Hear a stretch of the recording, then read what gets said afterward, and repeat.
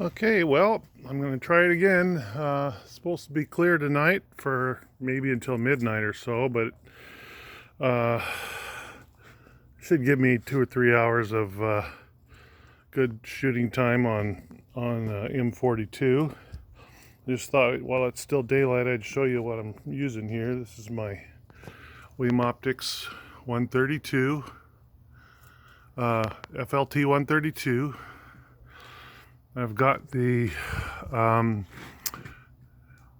little ASI or the Zevo Mini. This is the 290. I wanted to get that higher pixel count in there so that at longer focal lengths it would work a little better with this smaller scope, hopefully. This is the 50 millimeter guide scope from William Optics. This has got the guide scope base built right into it, so there's no flexure or anything, which seems like a pretty good idea to me. What I'm going to do though for right now is take that off and since I'm not going to use it right at the moment, I'm just going to set it over here in a safe spot. I'm going to grab my this little Orion finder scope and stick it in here. I had to shave, there's a little nub or something on the bottom of it that I had to shave off because it's made to go into the mount that comes with it, and it's supposed to stop it in there and keep it in the right spot, but it wouldn't fit in this with the nub on it, so I shaved the nub off with my grinder. So there's my little finder scope, and when I get it all set up and find my guide or find my alignment stars, I'll take that off and put my other scope back on there and hook it back up. And I got my warmer on tonight because it's probably going to be really nice and hot, or nice and cold, and I need this to keep my scope nice and hot. So keep that going like that. And I've got the built-in polar alignment finder scope built right into the mount here. That's my CEM60. I've got this little USB hub from Pegasus, which works really well. I had just a standard, kind of $40 hub from I don't know, some well-known maker of hubs, and it didn't work. And plus, I think I had too many. It was an 8 place, and I had too many in there, and so I've got it down to what, 5 or 6 now. Yeah, I'm using 1, 2, 3, 4, 5, 6. Yeah, so I'm using 6 now, and then I'm going direct on a couple other things down into this is my little computer.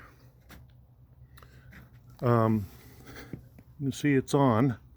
It's a little Minix microcomputer or mini computer. And then I've got this Seagate hard drive on here. I think it's 4 terabytes. And it's just plugged straight into the computer. And powering everything but the mount is the Pegasus Pocket Power, which has been working really good since I got this thing. Since I got this, I don't know what it had to do with it, but and I took some of the other things away from it, like the mount. This is actually plugged into my power strip, which is down here, because I just didn't want it running through this because everything else is running through it. I've got my dew heater plugged into channel A right here, and it worked really well. Last night I can feel it getting warm now. Yep, it's getting warm. So, I guess I can turn that on. What else do I have here? Oh, I've got my, this is a brand new, practically, Altair Astro 290C ProTech. I've got my 0.8 field flattener reducer, focal reducer on there.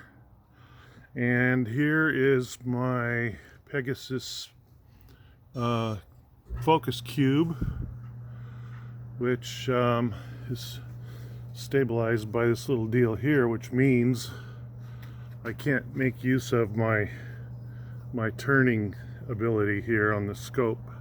Eventually I'm going to take this off and hook this onto a bracket that goes to these, which is made for a small dovetail for a finder scope.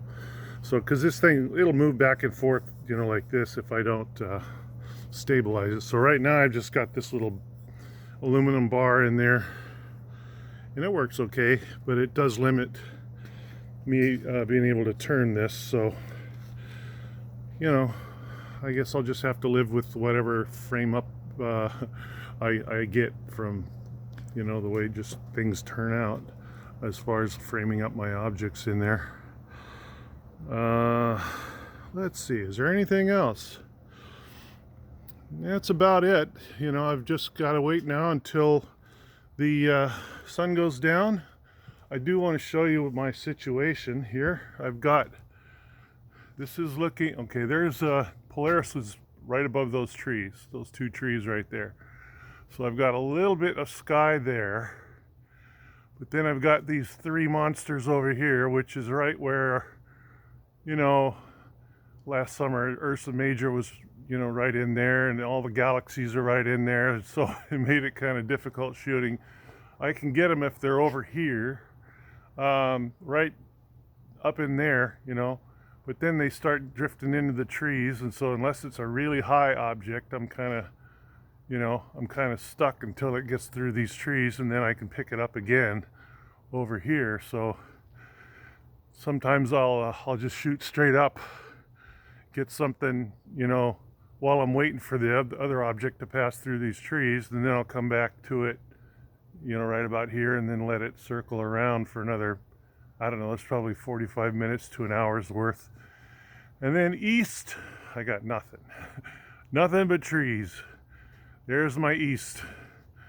And then south, I'm due south, that's about a little bit south-southeast right there. And then south is about right here. There's a few trees there, and so if you look at those trees off in the distance, about the lowest thing I can get right there in the summer is the Eagle Nebula. Tonight Orion will be above all of that. It'll be up in here along with the Rosette if something happens and I get started too late, because what'll happen is Orion comes through here and then it gets blocked by that big booger right there. So then when it goes into that, I can come back here and get the cone or the Rosette. You know, the Rosette's about like right in here somewhere by the time Orion goes through here. The other thing I could do is I could come over here and maybe pick up the Pleiades if they're not too low. They probably, because things start to go, they start to go down, you know, like this. So it's like, you know, kind of sweeps through the sky, and they tend to go down over in here. So now I'm back looking sort of northwest up here, northwest. And that's it. So that's kind of, I'm just kind of limited to right here and straight up. So anyway, I'm hoping everything works better tonight. I'm going to go in and play with my my libraries to see if I can get my plate solving to work better. It said it couldn't find a library last night, so I don't know. It seemed like it was working and then it didn't work, so I don't know what's going on. Anyway, I will be back with some, hopefully some actual astronomy later tonight. See you later. Don't forget to give me a thumbs up and subscribe if you like what you saw.